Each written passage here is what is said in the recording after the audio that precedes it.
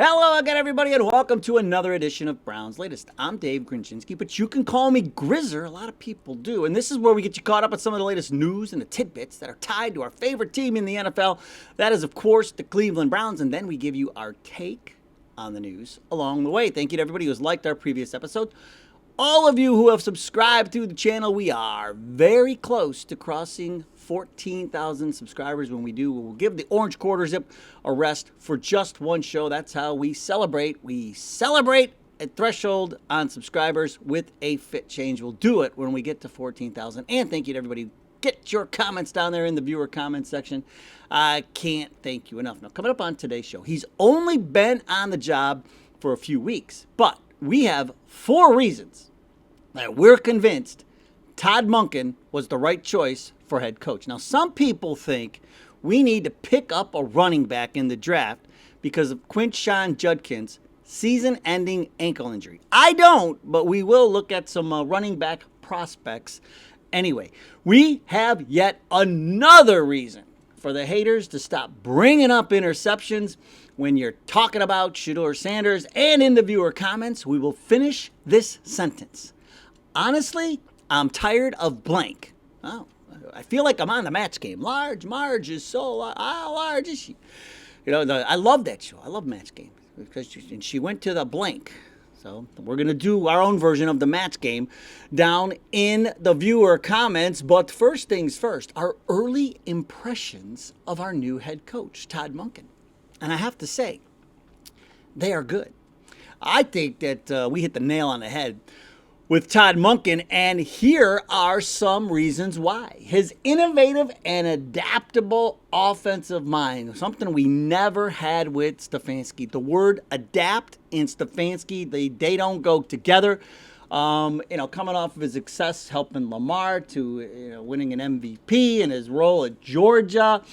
I mean, everybody talks about him as smart and creative, and you're seeing that already. But the thing you're really seeing is the old school discipline combined with the innovation that he brings. And so the other candidates just lack that. And so this is what we need. We need a football guy. We've been saying it for so long. Kevin Stefanski let...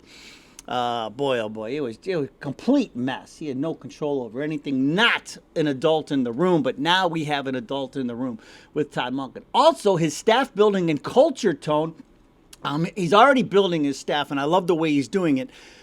Bringing all these guys over from Baltimore, bringing that winning pedigree, bringing guys over who know his offense, who can, who can explain his offense for him.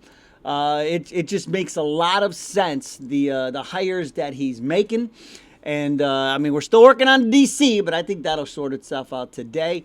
And then the way he approached the quarterback room. I mean, right away, out of the gate, you see a video of him and Shedeur meeting in his office, and he's hugging him and telling him, we tried to draft you, And this is a guy that it's very clear that Todd Monken has had a lot of interest in Shedeur Sanders over the years. He tried to recruit him at Georgia and then wanted to draft him last year at Baltimore, but Sanders was concerned about sitting behind Lamar Jackson. He was hoping to go to a team that where he could play right away, and it all worked out for him in the end.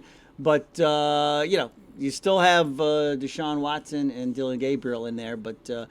it is what it is. Shedeur Sanders is his QB1. He can't say it until he can say it. Once we get going here with OTAs and mini camps and things like that, and there's some actual things happening on the field that he can comment on, and then he will eventually name Shedeur QB1. And then the immediate presence that he's had. And I'll tell you, man, the Schwartz thing was a thing because he did not flinch under the early heat that he was getting, because Schwartz right away, when he found out he didn't want the Browns didn't want him to be the head coach, but they still wanted him to stick around and be the DC. Monken tried talking to him and all that.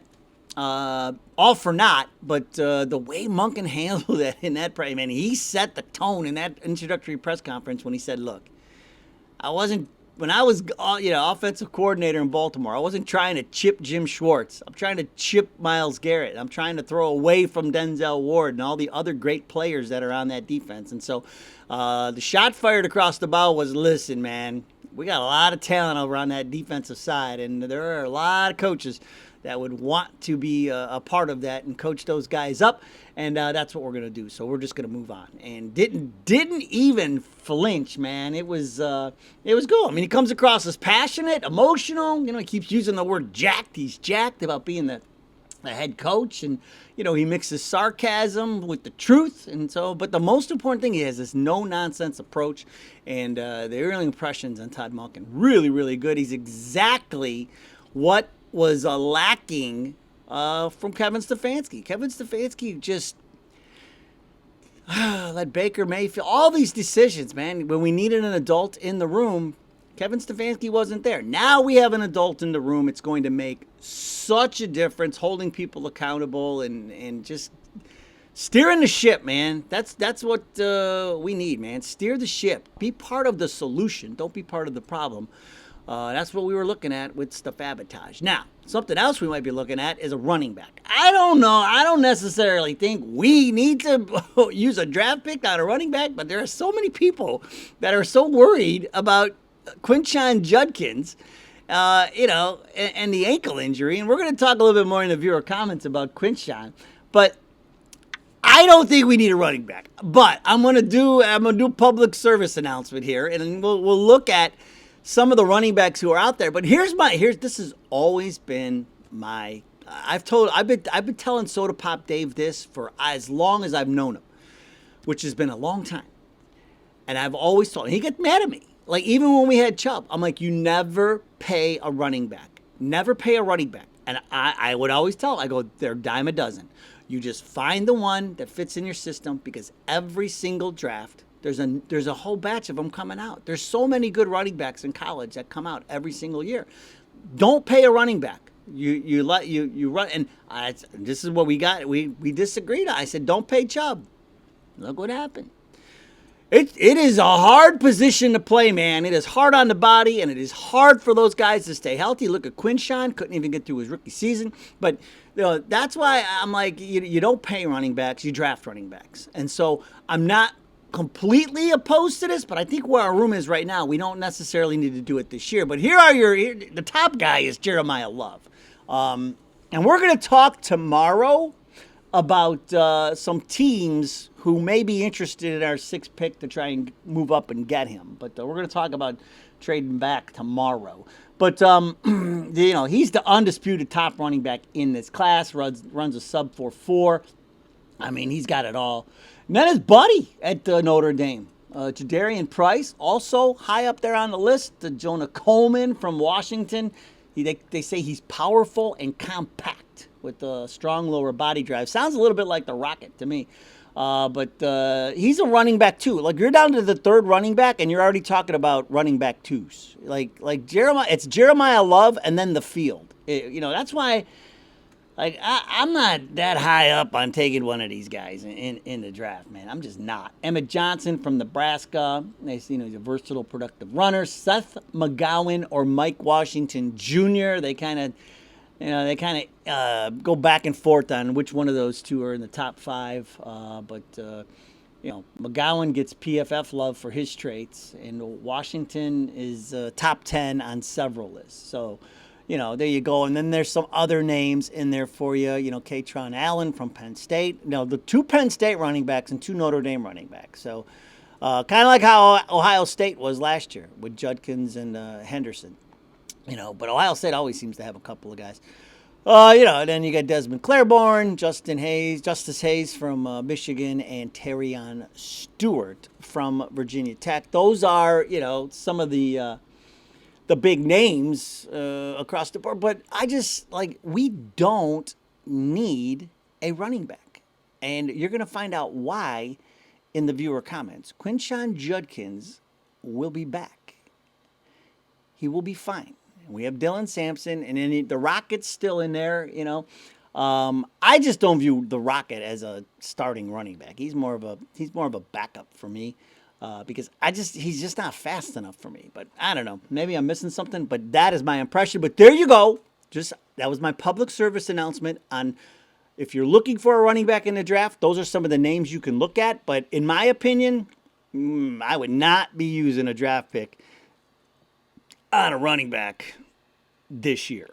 We did our due diligence last year and nailed it with Judkins and Sampson, and I don't think we need to do it. So that's my opinion, but a lot of other people disagree with me, and that's fine. That's why we do this show. Now, one thing we can all agree on is the craziness that Shedeur Sanders' 10 interceptions has caused in the football world.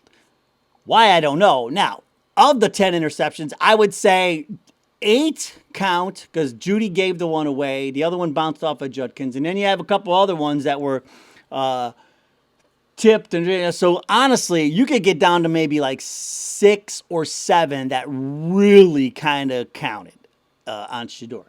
And so I was like, you know what? I'm so tired of listening to the haters talk about interceptions. I'm like, let's take a look at rookie quarterbacks who made at least 7 starts and go back 10 years and let's see what names pop up on the list. And let's see if any of these quarterbacks who have thrown more than double-digit interceptions, let's see if they turned out to be good quarterbacks or not.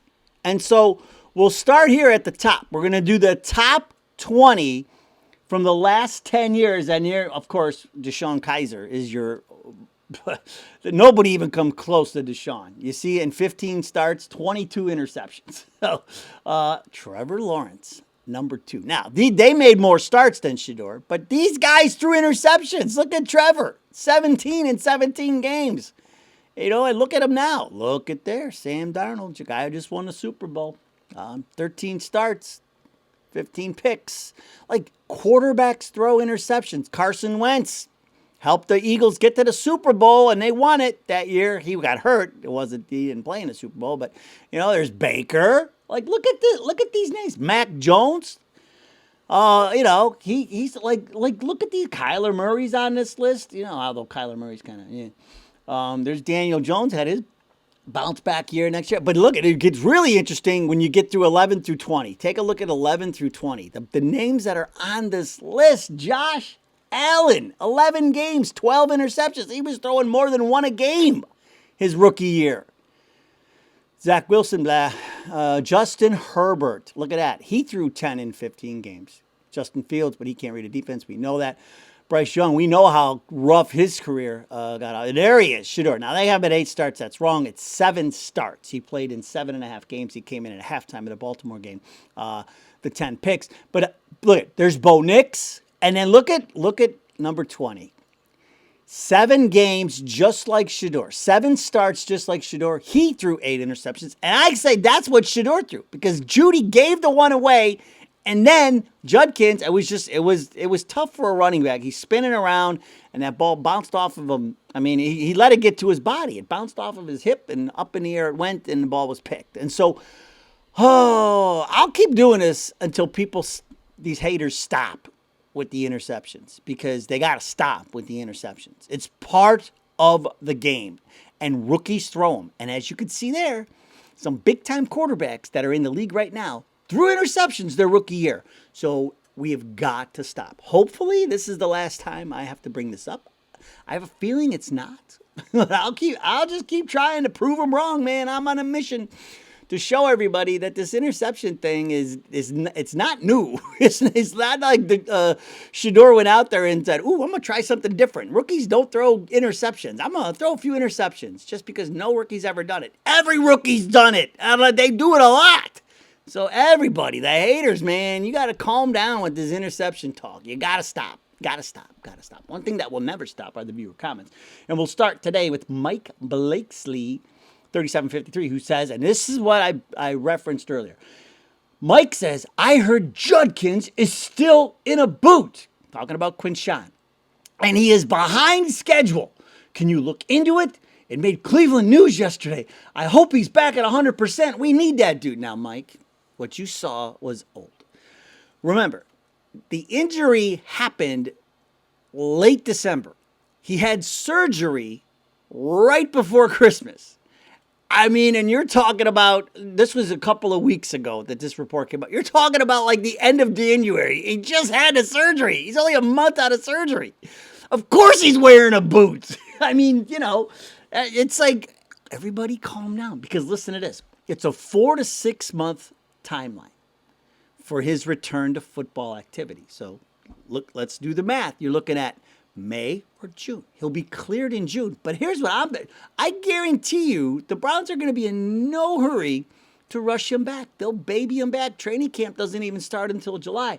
You won't see him much during OTAs and mini camps and things. He didn't practice at all last year because he was dealing with that court case.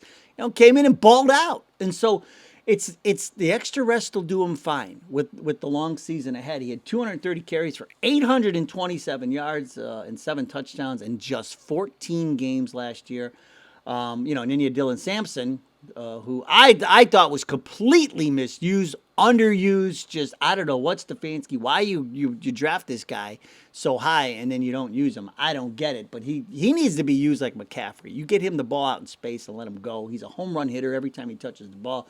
But 65 carries. He had the 1 touchdown through the air, but 175 yards rushing. So I love our 1-2 punch of Judkins and Sampson. And Judkins is going to be absolutely fine. Now, if you hear this, if he's wearing a boot in June, Mike, then we should be concerned. But when he's wearing a boot 4 weeks after surgery, I'm not that concerned. He's going to be fine. Everything's going to work out.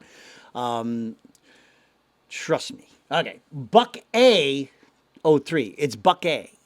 Not Buckeye. It's Buckaye 03. I wonder if it's like me. Sometimes I try to type Grizzer and I misspell it, and then I come out to be like Gruiser and stuff like that. I wonder if that's one of these situations. Was he trying to be Buckeye 03 and mistyped and calls himself Buck A 03 now? He's stuck with it? I don't know.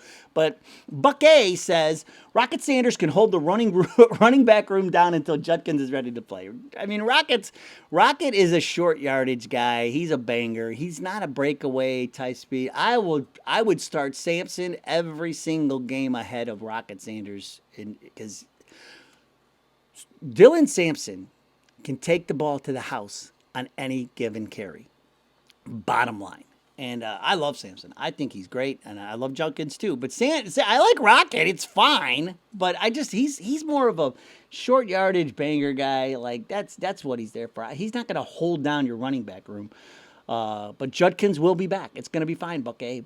Judkins will be back in plenty of time. Blessed-HT8CP says, yes, I agree. Talking about bringing in Tyler Huntley as our backup. Yes, I agree. Shador and Snoop. Snoop knows the coach's system. It's a perfect match. They are also good friends. Deshaun can stay as quarterback 3 by Jerry and Dylan. Jerry's not going anywhere. Jerry's under contract. And also, we're going to talk a little bit more. I got another thing for you on Jerry Jeudy. Why Jerry Jeudy, boy? That's like, man, throwing gas on a fire. Bring up Jerry Judy's name. But I like the plan. I like Deshaun. That's way more if he's good enough to even make this team, which I don't think he will be.